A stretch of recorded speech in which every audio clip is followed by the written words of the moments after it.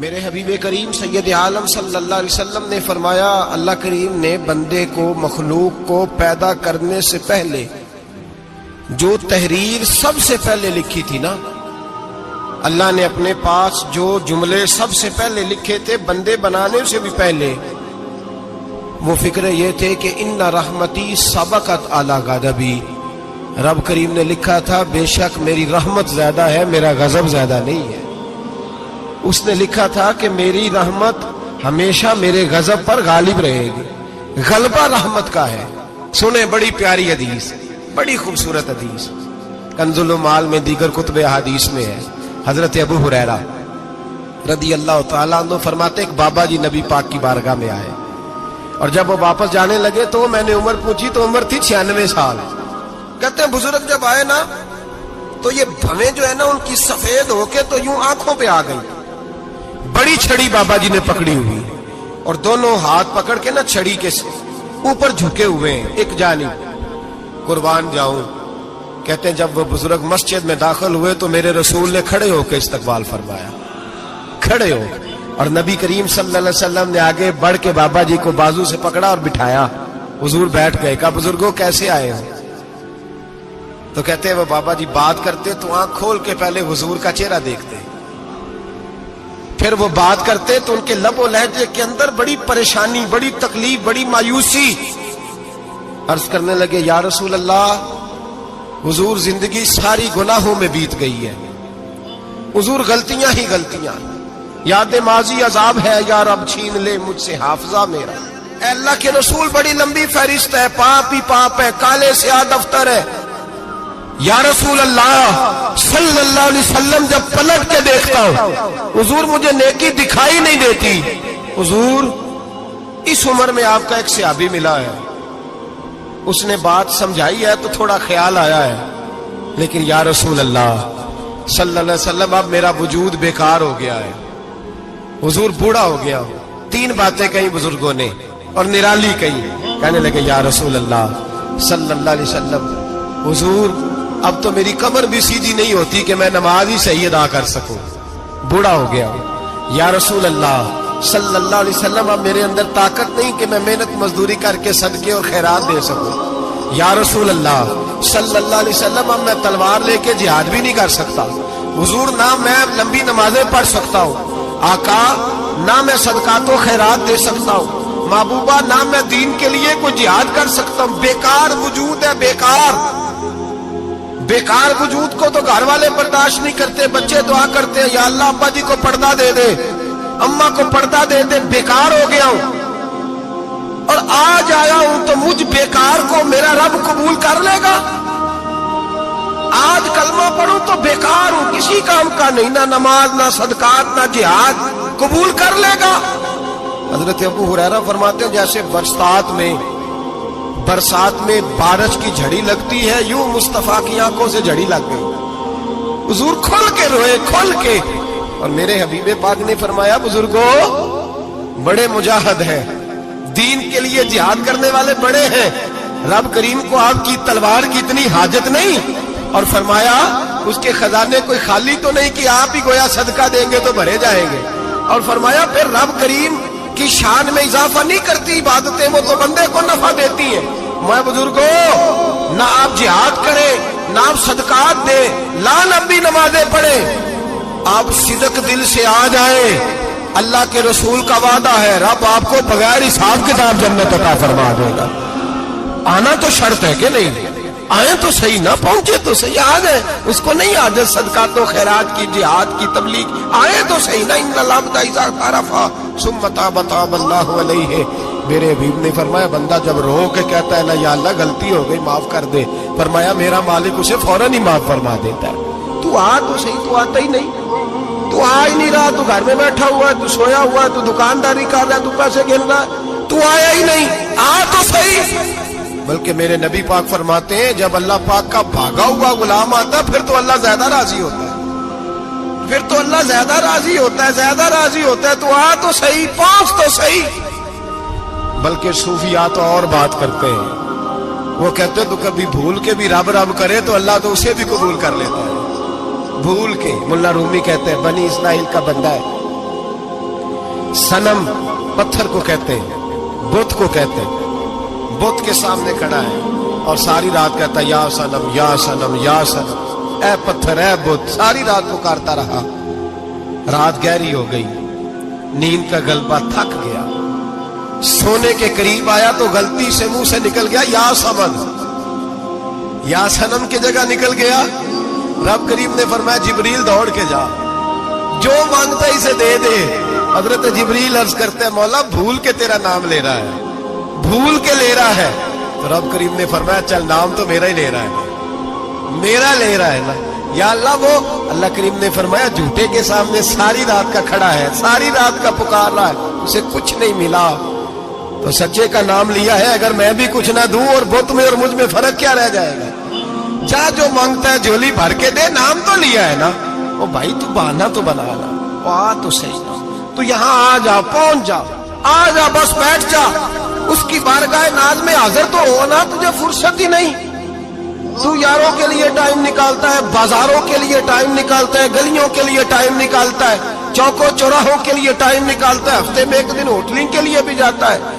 लेकिन कभी छुप के दो नफलों की तुझे तौफीक नहीं होती। और मैं कई दफा कह चुका हूं, जिस बंदे को बगैर इबादत के रिज़्क ज्यादा मिलने लग जाए उस पर आजमाइश होती है रब करीम की। अल्लाह फरमाता है इसको पैसे दो, इसे आने ना देना, इसको को चल पैसे दौड़ जा। लोग समझते हैं मैं बड़ा से ज़हीन हूं, अक्लमंद हूं, देखो मैं अपनी होशियारी से चालाकी से आगे निकल गया। तो आजमाइश है, ये तो आजमाइश है रब करीम की तरफ से, ये तो उसकी खुफिया तदबीर है। मेरे भाई उसकी बारगाह नाज तक जो आ गया, आना तो हमारी जिम्मेदारी है कि नहीं। फिर उसकी रहमत आगे बढ़ के इस्तकबाल कर लेती है, फिर अल्लाह का फजल उसको थाम लेता है उस बंदे को। और खुदा की रहमत कितनी ज्यादा है। मेरे हबीब करीम सैयद आलम सल्लल्लाहु अलैहि वसल्लम ने फरमाया अल्लाह ने अपनी रहमत के 100 हिस्से किए। हुजूर फरमाते हैं एक हिस्सा अल्लाह ने दुनिया में नाज़िल किया। कितना? एक हिस्सा। फरमाया ये जो माँ बेटे से प्यार करती है, बाप बेटे के लिए मजदूरी करता है, ये जो बहन भाई के लिए रोती है, ये जो बीवी शौहर के लिए दुआ मांगती है, ये जो बच्चे माँ बाप से प्यार करते हैं, फरमाया ये उस एक रहमत का नतीजा है, एक रहमत का नतीजा। तो सहाबा कहने लगे या रसूलल्लाह वो 99 किधर है? नबी पाक ने फरमाया रब करीम ने संभाली हुई है, कयामत के दिन तुम्हें अता फरमाएगा। अभी तो एक नाज़िल की है, अभी अल्लाह ने हजरत यूसुफ अलैहिस्सलाम के जमाने में कहत हो गया। तो जनाब यूसुफ अलैहिस्सलाम ने, क्योंकि आप अल्लाह के नबी से पहले से जान गए कहत होगा, तो हजरत यूसुफ ने गंदम पहले स्टॉक कर ली थी बहुत ज्यादा। बाकी इलाकों में जब कहत पड़ा ना, अब सब लोगों ने मिस्र की तरफ रुझान किया गंदम लेने के लिए। तो हजरत यूसुफ अलैहिस्सलाम ने ना शहर के दरवाजे पर बंदे खड़े कर दिए। फरमाया जो बंदा आए ना उससे 2 सवाल पूछना। जो आएंगे लोग गंदम खरीदने, जो आए 2 सवाल पूछना। एक पूछना कहां से आया है और एक पूछना लेके क्या आया है। एक पूछना, समझ आ रही है बात? और दूसरा पूछना कि लेके सोना लेके आया है, चांदी गंदम खरीदनी है तो क्या चीज लेके आया है, कि नगद पैसे लाया है, ये पूछ लेना। जो आए 2 बातें पूछना। एक पूछना कहां से आया है और दूसरा पूछना क्या। एक रवायत में 3 सवाल भी हैं, लेकिन फरमाया पूछना 2 सवाल जरूर। इंतजार था ना भाइयों का किनान से आने वालों का। फरमाने लगे सबसे 2 सवाल पूछना। जब किनान वाले आए ना, उनसे सिर्फ इतना पूछ लेना कि वो कहां से आए हैं। अगर पूछे ना किनान से आए हैं तो फिर ये ना पूछना क्या लेके आए हैं, फिर मैं जेब में खुद टटोल लूंगा वो क्या लेके आए। बाकियों से 2 सवाल। जब मेरे भाई आए ना, भाई भाइयां दे वैरी हुंदे ते भाई भाइयां दियां बावां। जब मेरे भाई आए तो उनसे ये नहीं पूछना कि वो क्या, बस ये पूछना कि कहां से। इतनी बात पूछना, बाकी मैं पूछ लूंगा। आप फरमाने लगे रब भी फरिश्तों से कहता है तुम कब्र में ना मेरे बंदों से ज्यादा सवाल ना करना, बस ये पूछ लेना मुझे मानते हैं, मेरे नबी को मानते हैं। कब्र में तुम इतने सवाल पूछ लेना, बाकी लेके क्या है वो मैं खुद ही पूछ लूंगा। फरिश्तों के सामने रब करीम अपने बंदे को बेआबरू करना, बस तू ये बता दे अल्लाह रसूल को मानता है कि नहीं।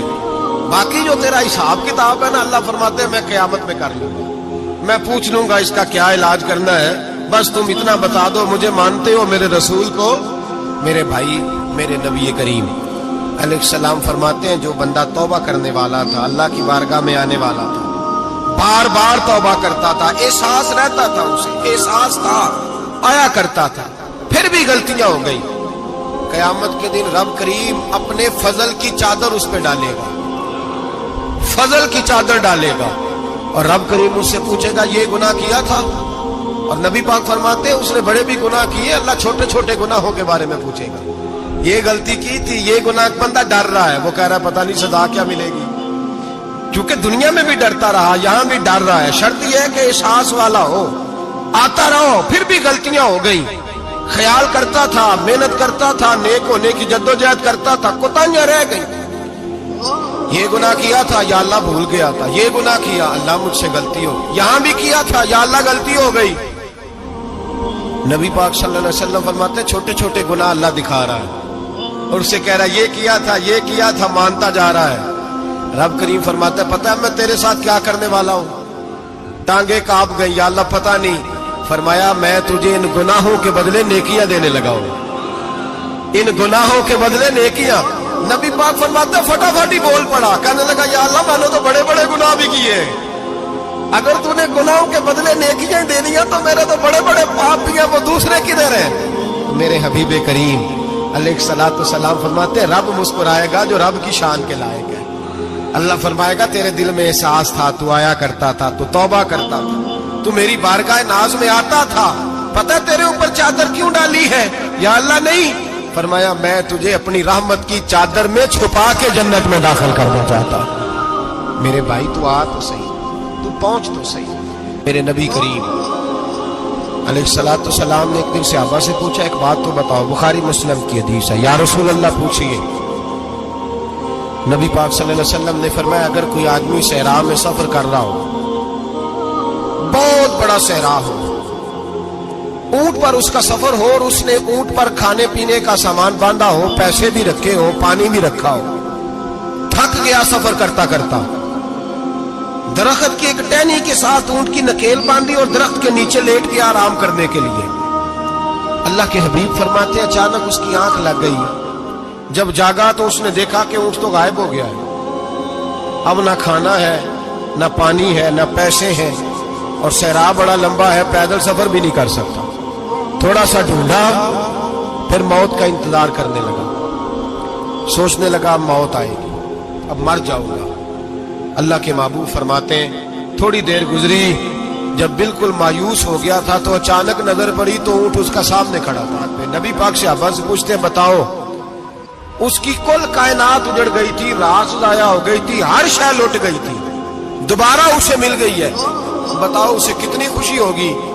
صحابہ کہنے لگے یا رسول اللہ نئی زندگی مل گئی اس بندے کو، وہ ساری دنیا سے زیادہ راضی ہے۔ تو میرے کریم رسول صلی اللہ علیہ وسلم نے فرمایا رب کریم کا نافرمان بندہ جب اس کی بارگاہ میں آ کے توبہ کرتا ہے تو اللہ اس سے بھی زیادہ راضی ہو جاتا ہے۔